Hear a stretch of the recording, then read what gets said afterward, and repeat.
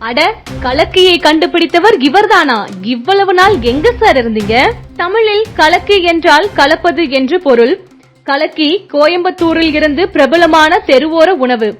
ஆனால் தற்போது தமிழகம் முழுவதும் உள்ள பல உணவகங்களில் கலக்கி மிகவும் விரும்பப்படும் உணவாக மாறியுள்ளது. இது ஒரு சிறிய மசாலா சேர்த்து ஒரு மென்மையான துருவல் முட்டை. ஒரு ஹோட்டலுக்கு சென்றாலே முட்டை என்ற வரிசையில் ஆம்லேட்டுக்கு உள்ள முக்கியத்துவம் போல் கலக்கிக்கும் உண்டு. அப்படி கலக்கியை கண்டுபிடித்தவர் பேசும் பொழுது 1989லேயே நான் கலக்கியை கண்டுபிடித்து விட்டேன்.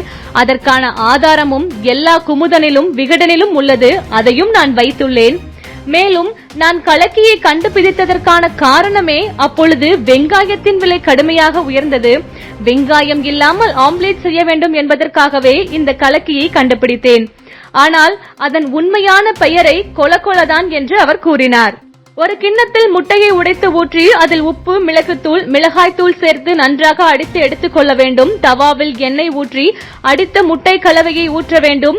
ஊற்றியவுடன் கரண்டியால் முட்டையின் ஓரத்தை உட்புறமாக மூட வேண்டும். முட்டை கலவை திரண்டவுடன் அதை தவாவிலிருந்து உடனடியாக தட்டிற்கு மாற்ற வேண்டும். முட்டை கலக்கி தயார். இந்த கலக்கி ஒரு புறத்தில் தான் வெந்திருக்கும், உள்ளே அரை வேக்காட்டில் தான் இருக்கும். அதுதான் இந்த கலக்கியின் சிறப்பு. அப்படியே ஒரு புறத்தில் வேக வைத்து தளதளவென எடுக்க வேண்டும். பின்னர் இதை எதற்கும் தொட்டுக்கொண்டும் சாப்பிடலாம் அல்லது அப்படியே ஸ்நாக்ஸ் ஆகவும் சாப்பிடலாம். கலக்கி ருசியாகத்தான் இருக்கும் என்பதற்காக அளவுக்கு அதிகமாக சாப்பிடாதீர்கள் நண்பர்களே. ஒரு நபர் முட்டையை அதிகம் விரும்பி சாப்பிடுபவர்களாக இருந்தால் அதிகபட்சமாக ஒரு நாளைக்கு 3 முதல் 4 வரை எடுத்துக் கொள்ளலாம். ஆனால் அவற்றை நன்கு வேக வைத்து சாப்பிடுவதே நல்லது. அதற்கு பதிலாக கலக்கியாகவோ அல்லது ஆம்லேட்டாகவோ சாப்பிடுவது உடலுக்கு கேடு விளைவிக்கும் என மருத்துவர்கள் தெரிவிக்கின்றனர். கலக்கி கண்டுபிடிச்சது 1989 நான் தான் கண்டுபிடிச்சேன். நீங்க தான் கலக்கி கண்டுபிடிச்சீங்களா? நான் தான் கலக்கி கண்டுபிடிச்சேன். ஆமா, அதுக்கான அதுக்கான ஆத்தரைசேஷன் எல்லாம் வாங்கி வச்சிருக்கேன்.